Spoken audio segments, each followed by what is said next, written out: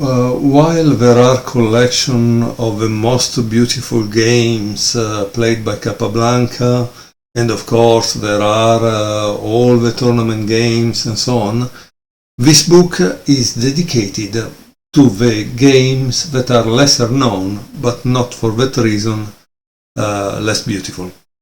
The book was published in 1975 with descriptive notation.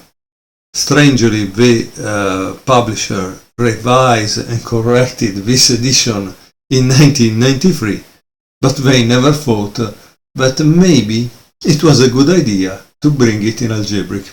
I don't know why. Honestly, I don't know why. It would have been quite easier.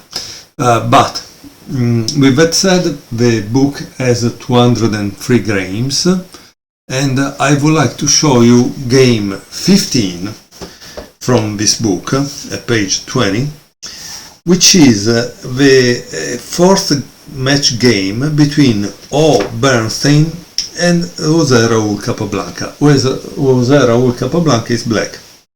It was played in February 4 in 1914. Bernstein starts with pawn queen 4, pawn queen 4, pawn queen bishop 4, pawn king 3, knight queen bishop 3, knight king bishop 3. As you can notice, this chess set that it's a reproduction, I think, of one of the main Staunton from 1849. It's very heavy, but has the marks upon the rook and the knight because that symbolize the king side. Okay, so after we have knight bishop 3, bishop king 2, bishop knight 5, castle, pawn king 3. Now obviously after developing this, it developed this one, knight 1, queen 2, rook bishop 1, pawn queen knight 3, pawn queen knight 3, sorry. I made a mistake. That would have been the pawn bishop 3, so pawn queen knight 3, and the queen because there could be pawn king knight 3. So that's how difficult it is to follow this notation. So forgive me for possible mistakes, right? Okay, pawn takes pawn, pawn takes pawn, and now there is queen rook 4, queen rook 4, and bishop knight 2. Obviously this movement was to develop the bishop.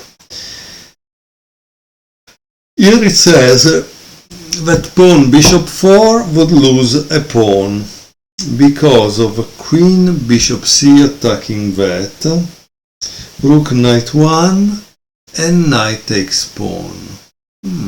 Very interesting. Okay, so clearly don't do it. So after bishop knight 2, white played bishop queen rook 6, bishop queen rook 6. Boom. This is an interesting move because from one side is developing one piece, so it can castle. From the other side, it's kind of losing the bishop pair for no reason, right? In fact, here it says, black loss of time with his queen bishop is not serious. White will lose time withdrawing the queen. So, because he took bishop takes. Okay, queen takes bishop, pawn bishop 4. Now he plays this, pawn bishop 4. Bishop takes knight.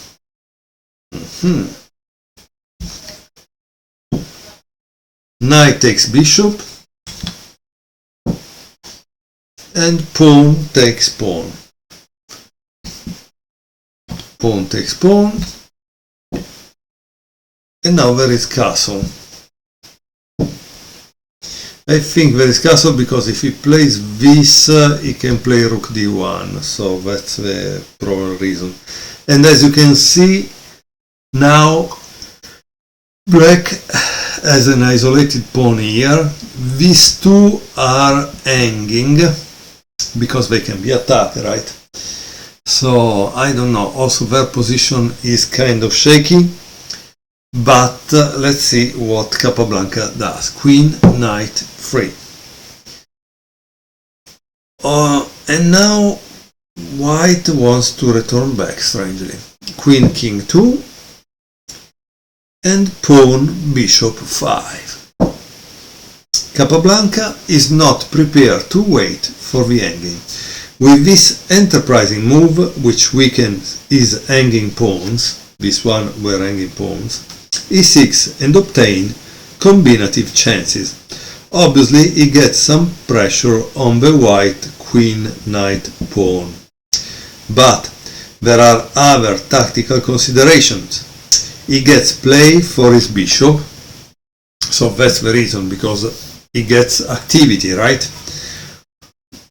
And a pocket at queen 6, so he also maybe want to go there. Interesting. Okay, after pawn bishop 5 there is king rook, queen 1. Here it says that the immediate break with pawn king 4 would be better, but it leads to a rapid simplification. Bernstein, quite naturally, in view of the hanging pawns, is trying to win. Okay, so king rook queen 1, and also black plays king rook queen 1. Knight queen 4, and bishop knight 5. White did not foresee this fine move, which threatens bishop takes knight, perhaps followed by the knight king 5, queen bishop 4, and queen 6. Okay.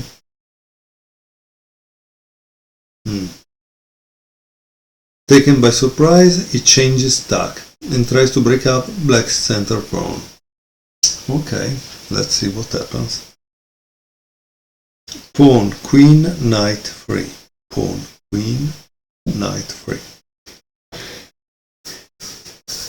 And here it says, wise, after the event, the critics all decried this move. Black gets a pass pawn, but it is isolated and far from home. It is weak, is it weak or is it strong? At the time the answer was not clear. Queen rook bishop 1. Pawn takes pawn, pawn takes pawn.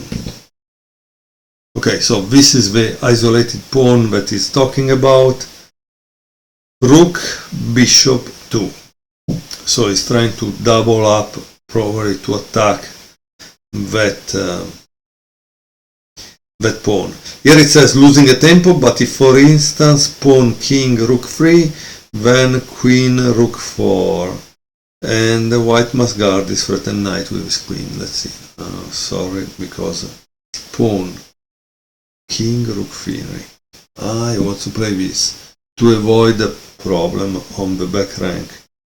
Then there is queen this. Okay.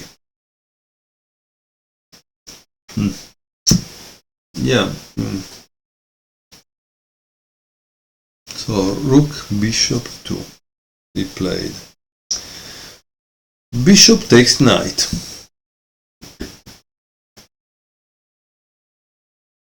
Rook takes bishop. And now there is a great move by black.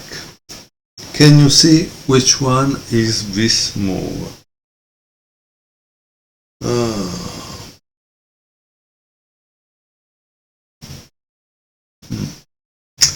So the move is knight queen 4. It seems that now if it takes the pawn is a mistake because there is this move. Wow, interesting. Interesting move. Wow, beautiful. Okay, so rook bishop 2, pawn bishop 6. Of course, if you, this is why they tell you that the isolated queen pawn or the isolated pawn, you need to be able to control the square in front. Here white is not able to control that square, and the pawn moves forward.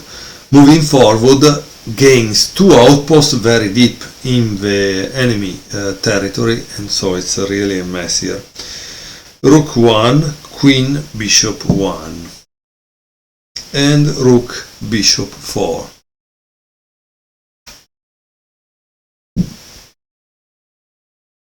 Black set a trap, no doubt, for seen some moves before. Knight, knight 3. Knight, knight 3. Rook bishop 3. Knight queen 4. Rook bishop 2. Knight, knight 5. Rook bishop 4. And now white makes a mistake. What did white play? He played knight for bishop pawn. Notice, he must tell you bishop pawn because there was the possibility to take the rook pawn. So that's why this descriptive notation, in my opinion, is not so great, because here would have been knight takes c3 or knight takes a7, and that's it. Here instead you cannot write knight takes pawn because you don't know which of the two is taking. So it's kind of a problem, right? Okay, so knight takes knight, rook takes knight, rook takes rook, and here there is the last move of the game, that is rook takes rook. Can you guess what black played at this point? I honestly, I didn't see this game, but I saw this tactic. I didn't know it was Capablanca black, but yes, you can, you need to see some of these tactics, and as you can see, they can be seen also by games. You can see the game and enjoy it. Queen, knight, 7, and that's the move that white resigned. Why? Because if he plays this, there is this, right? And obviously he loses a rook, so what do you do here, right? Rook bishop 2, check, and then you lose at least the rook, right? So let's see, at least, but not even at least, because tac, if you play this, maybe, no, you cannot play rook d1 because there is that there, so he just loses the rook, so it's gone. Let's see here what we can do. Queen king 1. What do you think he plays? Obviously queen takes this, because if you take, tac, and it's over, right?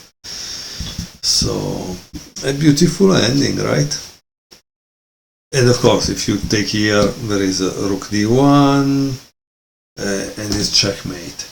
So a beautiful game by Capablanca, played in 1914, and this was game 1 of a match against Bernstein, played in Moscow on February 4.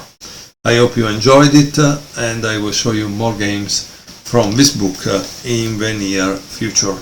The Unknown Capablanca.